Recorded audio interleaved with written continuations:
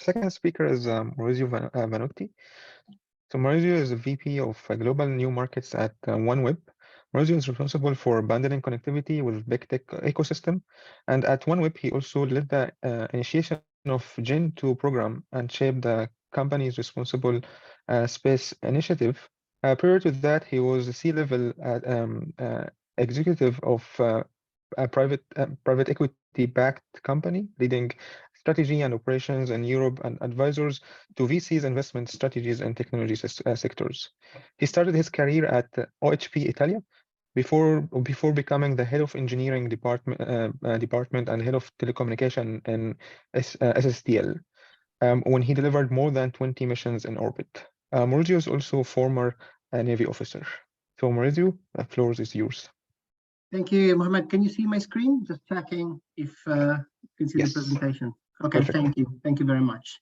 So good afternoon, everyone. Good morning, depending on where you are in the world.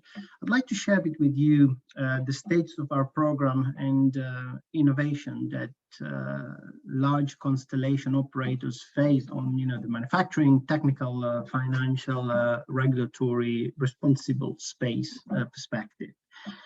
But first of all, a quick status of where we are today. You might have seen that last week we're back on the launch pad with Falcon 9, SpaceX. We launched another 4T satellites. That was our launch number 15. And today we have 500 satellites in orbit. Out of 588 that are needed to complete the constellation and provide a global coverage. That also adds 60 satellites to the 588, which are in-orbit spares that are ready and deployed, will be ready and deployed in order to ensure if any malfunctions occur, we can guarantee service continuity, global 24/7 service continuity. In terms of launch manifest, we have, as you know, we have been affected by the geopolitical international crisis, and the company, the team as a whole has done a fantastic job. So 9 months ago, we were grounded with no launches, not a launch manifest. So today, 9 months in, we've already executed 2 launches with 2 new service providers, GSLV, the Indian rocket, and Falcon 9. And we have another 4 launches coming up over the next 6 months that will complete the deployment of the constellation. Today, OneWeb is extremely healthy financially, with Bharti and Eutelsat and the UK government as lead investors, followed by Hanwha in South Korea, Hughes, and SoftBank. So generation 1 is on the right path to achieve global coverage in less than a year from now. Obviously, these kind of ventures, at their heart, are driven by and for innovation. So since inception, about 10 years ago, OneWeb really had to focus decided to focus on 2 fundamental aspects, innovation and also responsible execution and deployment of the constellation, as we'll see later on today. So innovation is needed for multiple reasons. In order to achieve cost efficiency, is needed and required in order to achieve reliable manufacturing at large scale. So the industrial model has really shifted from the idea of designing, developing, producing prototypes to serial production with automation. So it's more now gravitating towards a different concept of manufacturing, a different concept of reliability that is achieved at system level. And today, out of the 500 satellites that we have launched, we have decommissioned 2 satellites only. All the other satellites are operational. That gives you also an idea how manufacturing at a large scale does not justify for compromises in terms of the reliability and the quality of your production. So what is OneWeb? OneWeb loves remoteness. OneWeb was set up with the vision, the objective to bridge the digital divide and connecting the unconnected. OneWeb is a layer 3 access provider. We are not an IP provider. We work with partners in partnerships. And in particular, something that we are pushing extremely hard is the idea, the concept or the product, bundling connectivity with edge and cloud capabilities in a solution that is powered by our OneWeb space ground infrastructure, is enabled by edge and cloud providers, and packaged by our distribution partners. So in the architecture diagram at the top, you really see that OneWeb is in the middle. It's like a fiber in the sky, and we partner on both sides with edge and cloud providers and distribution partners that help us to reach the last and cover the last mile. So bundling connectivity and remoteness are the two key aspects of our business. How can we do that? We can do this with a truly global constellation. In order to be truly global, there's only one solution, which means having polar orbits, or at least some of the orbits have to be polar. In our design, initial design for generation 1, the decision was taken to go fully polar. Generation 2, that we are in the process of launching the industrial procurement for, is likely to have a hybrid approach. Being polar has the great advantage to allow global coverage. It also brings in, some could argue, inefficiencies because you have an accumulation, you have a higher density of satellites over the pole. That also means that we can play with the duty cycle of our satellites, and as the satellites start converging towards the north of the South Pole, we can switch beams off to spare energy on board the satellites, which also has the consequence of making the design even more optimized. There's another consequence of being polar, which is the coverage really starts from higher latitudes and really comes down, whether it's north or south. So that's the reason why with the first 6 populated planes, we started providing 24/7 continuous services at latitudes higher than 50 degrees north. So coming from the pole down to 50 degrees north. With the last launch, the launch that we completed last week with SpaceX, and the 500 satellites we have now in orbit, once the satellites have completed the orbit raising from the separation altitude to the 1200 kilometers, which is the operational altitudes, and this is expected to happen at the end of Q1, beginning of Q2 2023, we're going to have enough satellites to bring this coverage down to 25 degrees north and south. So in terms of key differences and disruptive approach, LEO Constellation have one key advantage, several key advantages compared to other communication satellites, in particular the GEO satellites, which is related to latency and elevation angle from the user terminal.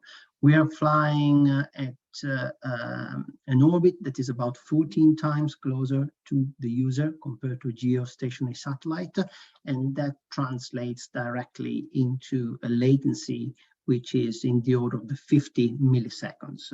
Obviously, it depends where the user terminal is with respect to the point of presence on the ground, but that is an order of magnitude. We've achieved 32 milliseconds in particular benign conditions in terms of geographical distribution and relative positioning, but 50 milliseconds is an extremely reliable figure, and that is particularly important for certain type of applications, whether it's financial market transactions or gaming, for instance. As I mentioned, in just a matter of 3 months, 4 months, early Q2 next year, we're going to have continuous coverage at latitudes higher than 25 degrees north and 25 degrees south. That doesn't mean that even today we cannot serve user terminals at latitudes even lower than that. What that means really is that you do not have continuous coverage at this stage. For the, let's call it the equatorial band, whatever is in between the 25 north and south degrees of latitude, we'll have to wait to have completed the full deployment of the constellation with Launch 18. Another key challenge to which I was referring and alluding to earlier on is the industrialization and industrial manufacturing.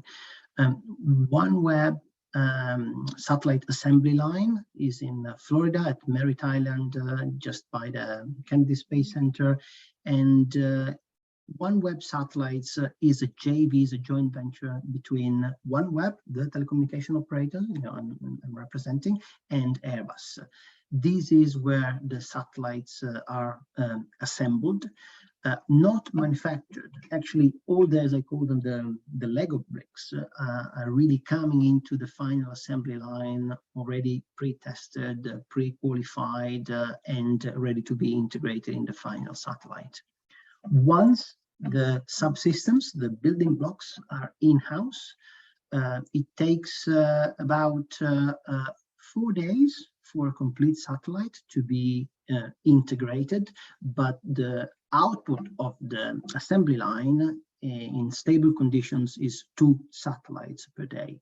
What is really, really key then, as you will you can understand, is making sure that every subsystem, every element that has to be integrated in the satellite arrives in time and is fit for purpose. And is a massive challenge. And when I say massive challenges, is really a British understatement.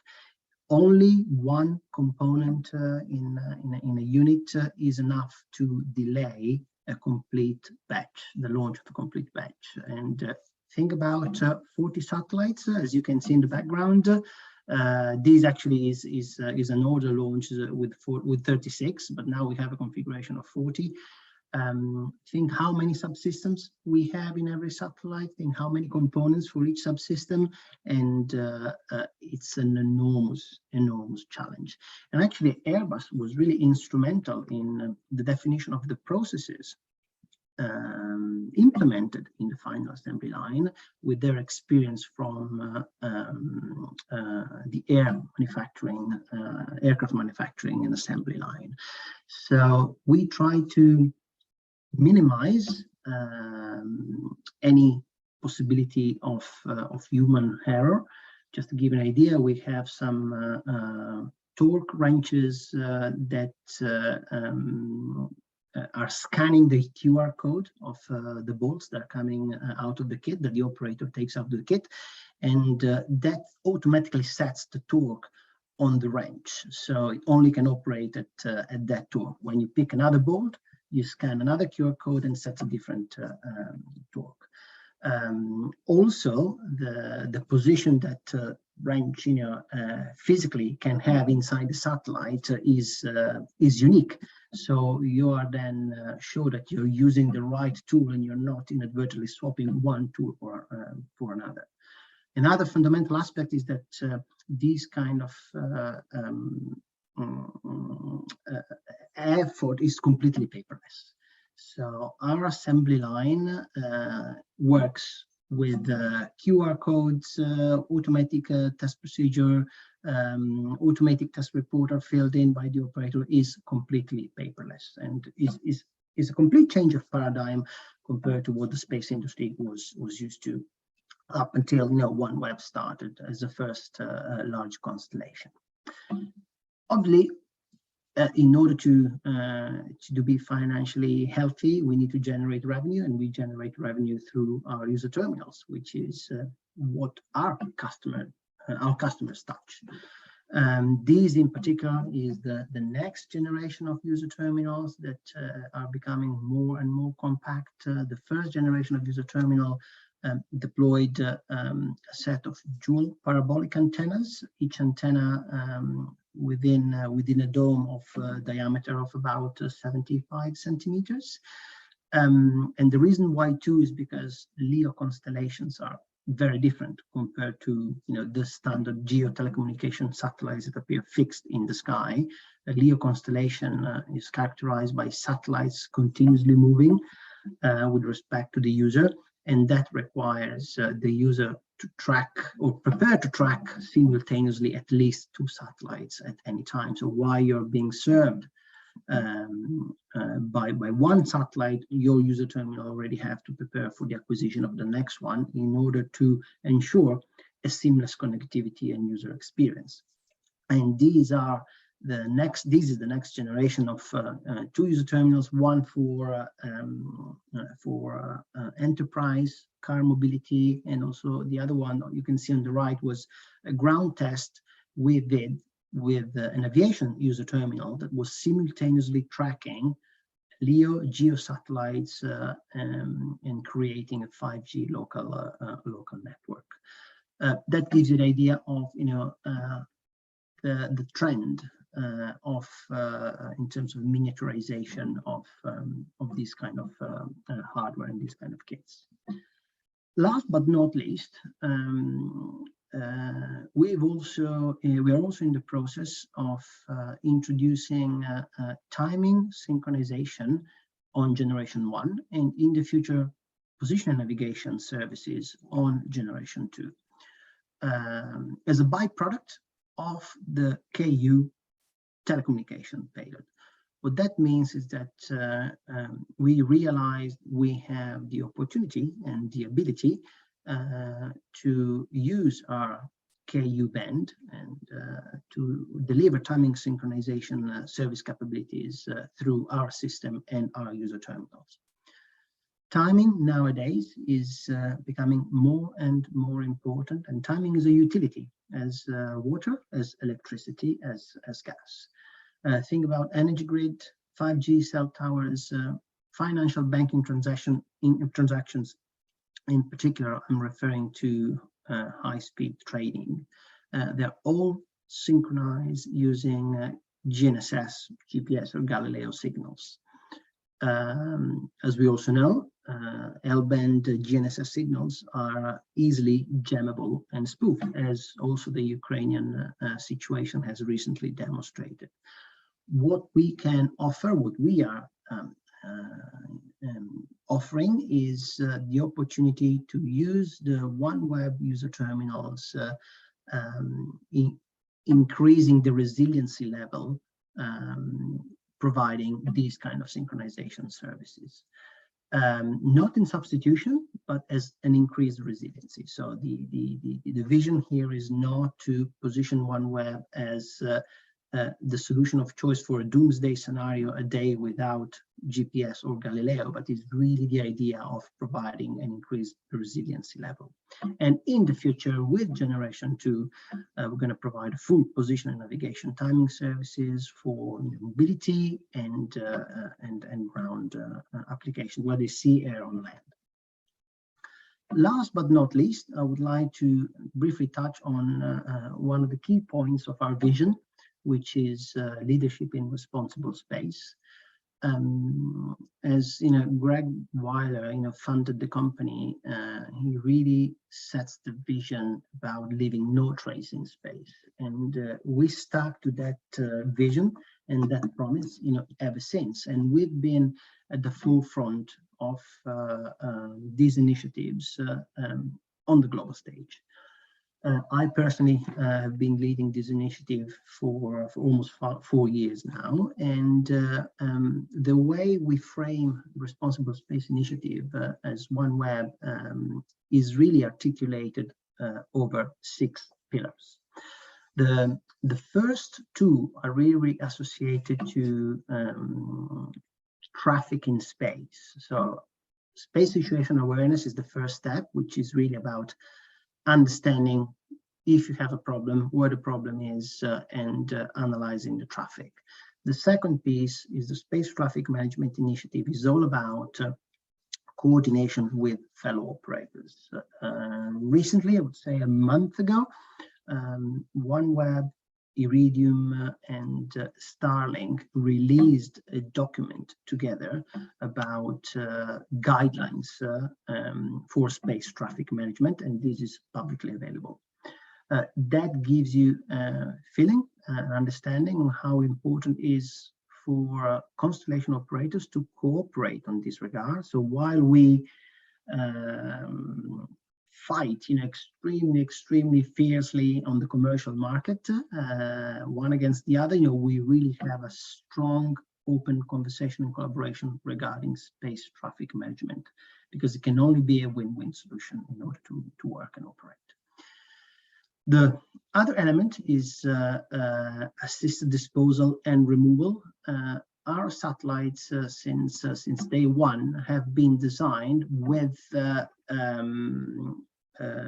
devices, docking mechanisms, either mechanical docking mechanism, a grappling fixture, or a magnetic docking plate, in order to ensure that even in the worst case scenario, in case of catastrophic failures, where we have a complete loss of control of the satellites, we'll be able, in partnership with in-orbit servicing operators we are working with, to ensure that their satellites can be retrieved and deorbited. Our design ensures that the satellites have all the necessary redundancies, have enough propellant on board in order to execute a controlled deorbiting and re-entry. But should the worst case scenario occur and materialize, we have a solution which is safe by and compatible by design with these kind of operations. Then we have RF interference and brightness optical astronomy. And last but not least, we have been monitoring our carbon footprint. We released already 2 independent assessments in order to monitor the carbon impact of our complete production line. And we're also including these as key requirements for the generation to manufacturing. But going back to the brightness piece for a second, and that is my last slide, that also gives you an idea of how seriously we are taking these into account. So this is a problem that nobody thought that could be a problem, just 5-6 years ago. If you remember, in the late 90s, there was a lot of excitement about spotting the iridium flares in the dark skies at night. Today, has potentially, has the potential to become an issue for the fellow astronomers, the fellow scientists that observe the skies at night. So because of the production line, we cannot change the design of our Generation 1 satellites, but we've engaged with senior astronomers all around the world, in the US, in Europe, in the US in particular. We're talking with the lead astronomers that are running the biggest telescopes that exist in Chile. And this is what we have, the program that we've set up. So we took ownership of the problem. We took ownership of the challenge. We commissioned an independent series of observations that measure the brightness of our Generation 1 satellites, with the objective then to create a mathematical model and correlate observations with predictions. The model has its purpose, a fundamental purpose, in becoming a tool that will also guide the design of our next generation. So on the bottom left, on the top right, you can see a stripe of our satellite on the sensor of a telescope.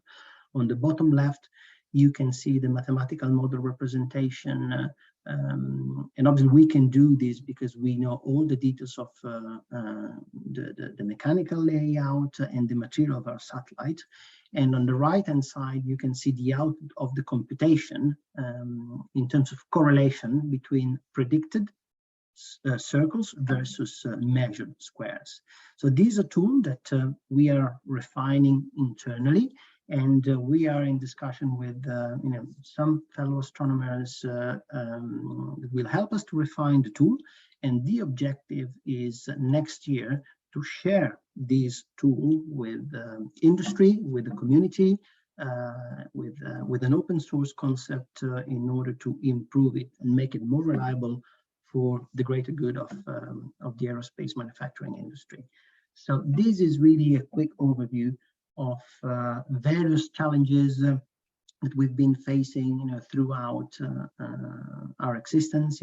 Financial challenges, launch challenges, industrial manufacturing challenges, user terminal miniaturization, and last but not least, responsible space. So I hope you found it interesting, and look forward to receiving any questions you might have.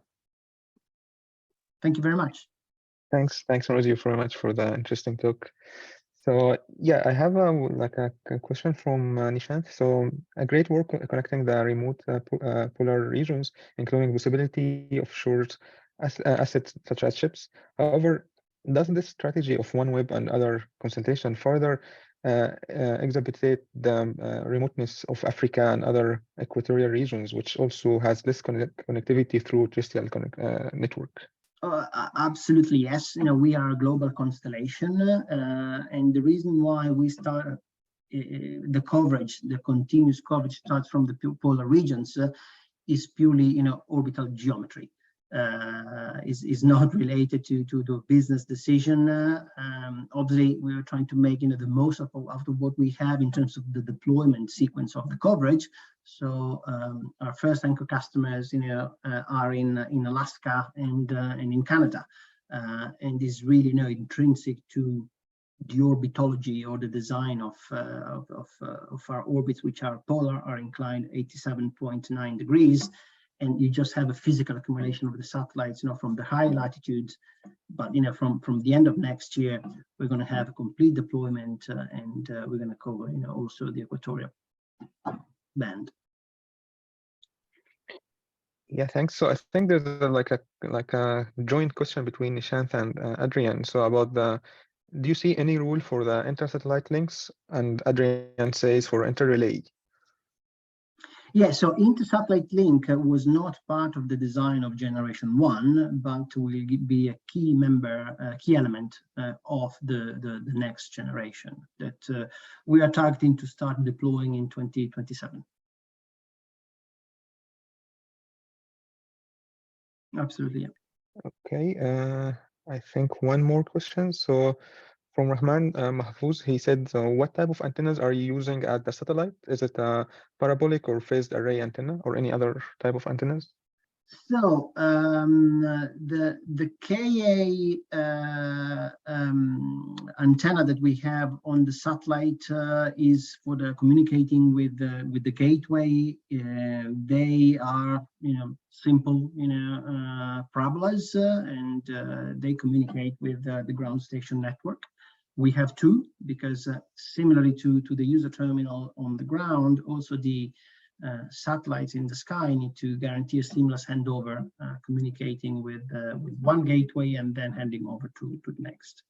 The user antenna, the K user antenna, has a peculiar design, is not an active array antenna. It looks like an open fan deck of card, and is more standard technology. Generation 2 we'll have a complete different approach. We are changing also the antenna. We're going for the active antenna design solution. Okay, so just last question before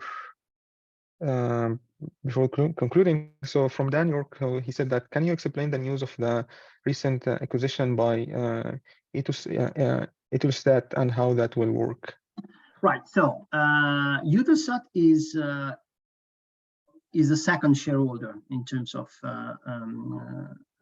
number of shares they have of OneWeb today. We're not talking about an acquisition, but we're talking about a merger. So the two companies have exactly the same evaluation. And we started the process throughout the summer period. You might have read that Eutelsat shareholders board recently gave green light to proceed for the acquisition, and it's a process that will take a few months. So we are targeting completion of this merger in mid-second part of next year, realistically. It's a fantastic opportunity for both of us, because it really consolidates the both company solidifies the offering and has the opportunity to be the unique and only LEO geo provider for global communication services, as nobody else is. Thanks a lot, Maurizio. Thanks a lot for this My interesting pleasure. talk. So over to you, Dububam. Thanks, Mohammed. Let me reiterate that this is just the first of many sessions to come under the banner of LEOCONN WS. And we have some proposals for talks in some future sessions already. So my suggestion is, if you want to give talk, just send us your proposals and we can work on that. With that, let me thank the speakers again, Maurizio and Deepak, for these amazing talks and Thanks for your the time. invite. Let me also thank my co-organizers, Mohammed and Nishant, for quite a lot of work, and everyone else for joining. So see you soon in the next second session of LEOCONN WS. Thank you Thank you very much. Bye. Bye-bye.